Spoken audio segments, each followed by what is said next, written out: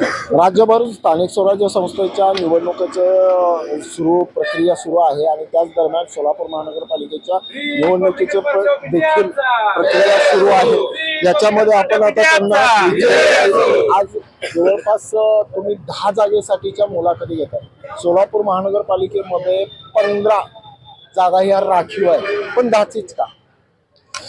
यामध्ये मुळात कसं आहे, रिपब्लिकन पक्षाने ज्या ठिकाणी रिपब्लिकन पक्षाचं प्राबल्य आहे त्या प्रभागातल्या जागेची आम्ही भारतीय जनता पक्षाकडे मागणी केलेली आहे आणि मुळात ज्या 10 जागा आम्ही मागण्या केलेल्या त्या 10 जागेवरती रिपब्लिकन पक्षाचे उमेदवार निवडून येऊ शकतात, म्हणून आम्ही त्या 10 जागेची मागणी केलेली आहे। कोणत्या 10 आहेत ते आम्ही आता नाही सांगू शकत। आम्ही ज्यावेळेस जागा सुटतील त्यावेळेस आम्ही निश्चित तुम्हाला त्याचे आम्ही जागेंची नावे सांगू। जवळपास नगरपालिकेच्या निवडणुका नुकत्याच पार पडल्या, त्याच्यामध्ये भाजपा देखील हा तुमचा मित्रपक्ष म्हणजे सर्वात मोठा घटक पक्ष आहे। त्यांनी कुठलाच प्रतिसाद नगरपालिकेला दिला नाही, आता का प्रतिसाद तुम्हाला द्यावा?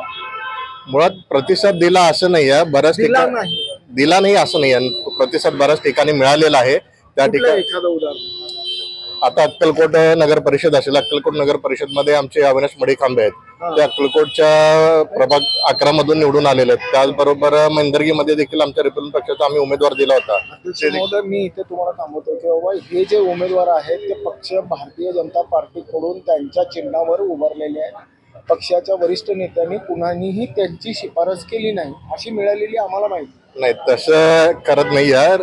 पक्षाचे राष्ट्रीय नेते रामदासजी आठवले साहेबांनी भारतीय जनता पक्षाचे जे काही त्या राज्याचे अध्यक्ष आहेत त्यांच्याशी बैठक झाली होती आणि तसंच मुख्यमंत्री साहेबांनाही आठवले साहेबांनी फोन करून सांगितलं होता ज्या ठिकाणी निवडणुका होतील त्या ठिकाणी रिपब्लिकन पक्ष आपला 2014 पासून मित्र पक्ष आहे आणि आतापर्यंत जे काही झालं ते आपण विसरून जाऊया। परंतु या महापालिकेच्या निवडणुकी असेल, नगरपालिकेच्या निवडणुका असेल, त्या ठिकाणी रिपब्लिकन पक्षाला संधी आपण दिली पाहिजे आणि त्या पद्धतीने जागा सोडा अशी विनंती आम्ही केली होती। त्या पद्धतीने भले पक्ष आम्ही कमळ चिन्ह घेतला असेल तरी पण रिपब्लिकन पक्षाचा उमेदवार आम्ही तिथे दिलेला आहे, तो उमेदवार त्या ठिकाणी निवडून आलेला आहे आणि त्याच पद्धतीने आज महापालिकेमध्ये देखील आम्ही 10 जागेची मागणी त्याच धर्तीवरती मागणी केलेली आहे। त्याच धर्तीवर म्हणजे 10 पैकी किती मिळते? मागणी 10 केलेली आहे। आता कितीपर्यंत तडजोड तर सध्या आमची काही तडजोडाची भूमिका यामध्ये नाही आहे। ज्यावेळेस राज्य प्रदेशाध्यक्ष राजाभाऊ सर्वे साहेबांनी पालकमंत्री साहेबांची भेट झाली त्यावेळेस त्यांच्यामध्ये काही चर्चा झालेल्या आहेत आणि त्या चर्चेमधून पुन्हा वरिष्ठांनी काय निर्णय घेतील तो मान्य असेल दोन्ही पक्षांना, त्या पद्धतीने मैत्रीपूर्वक लढत होईल रिपब्लिकन पक्ष आणि बीजेपी सोबत। मैत्रीपूर्ण लढत की भाजपाच्या चिन्हावर उमेदवार असतील? भाजप चिन्हावरच रिपब्लिकन पक्ष हा लढणार आहे, पण ही मैत्रीपूर्वक लढत असेल कारण 2017 साली ज्यावेळेस रिपब्लिकन पक्षाने महायुतीतून जागा मागितल्या होत्या त्यावेळेस भारतीय जनता पक्षाने रिपब्लिकन पक्षाचे काही उमेदवार घेतले होते, निवडून आणले होते। यावेळेस देखील त्या पद्धतीने आता आम्ही पूर्णपणे भारतीय जनता पक्षाला सांगितले की आम्ही कमळ चिन्हावरतीच निवडणूक लढवणार आहे, परंतु उमेदवार हे रिपब्लिकन पक्षाचे असतील। निवडणूक आयोगाकडे मताची टक्केवारी वाढण्यासाठीचे प्रयत्न राष्ट्रीय नेत्याकडून केले जात आहेत, तडजोड मात्र आपण पक्ष चिन्हावरच करतो। मुळात या ठिकाणी असं आहे की आता रिपब्लिकन पक्ष हा बऱ्यापैकी विस्तारलेला आहे, परंतु ज्यावेळेस निवडणुकीला सामोरले जातो आम्ही त्या ठिकाणी चिन्हाचा हा प्रश्न उभा राहतो।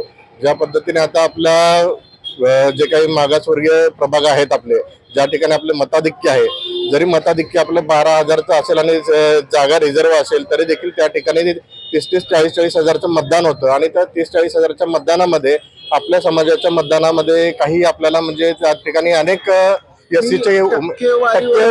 अध्यक्ष महोदय, मला म्हणायचं आहे की तुमची मताची टक्केवारी ही त्या कमळ पक्षाला जाणार आहे, तुम्हाला मिळणार नाहीये। निवडणूक आयोगाकडे जाणार नाही।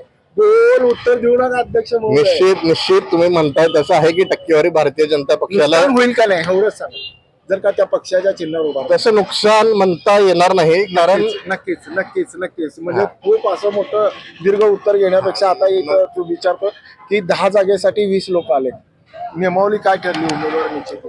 जे उमेदवार आता ज्या उमेदवारांनी मुलाखती दिल्या आहेत, जे उमेदवार या ठिकाणी पात्र होतील त्यातून भारतीय जनता पक्षासोबत निकष काय ठेवले? निकष ज्या कार्यकर्त्यांनी आतापर्यंत रिपब्लिकन पक्षासोबत काम केलेलं आहे, ज्या प्रभागामध्ये त्यांचं प्राबल्य आहे अशा उमेदवारांना मी प्राधान्य देऊ। नक्कीच येणाऱ्या काळामध्ये सोलापूर महानगरपालिकेच्या निवडणुकीत भाजप आणि शिवसेना यांच्यामध्ये युती आणि 10 पैकी किती सीट त्यांच्या वाटेला येणार याकडे आता पाहणं गरजेचं आहे। रेन न्यूज करता यासिन शेख सह मी नितीन पाटील।